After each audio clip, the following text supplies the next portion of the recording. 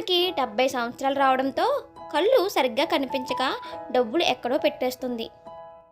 లత, ఇక్కడ డబ్బులు పెట్టాను, నువ్వేమన్నా చూసావమ్మా? మీ డబ్బులు నేనెందుకు తీస్తానండి? అయినా ఎవరైనా ఇంటి కోడల్ని ఇలా అడుగుతారా? నేను దొంగలా కనిపిస్తున్నానా మీకు అని కోడలు చడామడా తెస్తుంది. ఇంతలో అక్కడికి కొడుకు అయితే వస్తాడు. ఏవండి, చూసారా? మీ అమ్మగారు డబ్బులు కనిపించడం లేదని నన్ను అడుగుతున్నారు. నేనేమైనా మీకు దొంగలా కనిపిస్తున్నానా ఏంటి అని భర్తతో అంటుంది. అది కాదురా బాబు. ఆపమ్మాయికా, ఇంటి కోడల్ని ఎవరైనా అలా అడుగుతారా?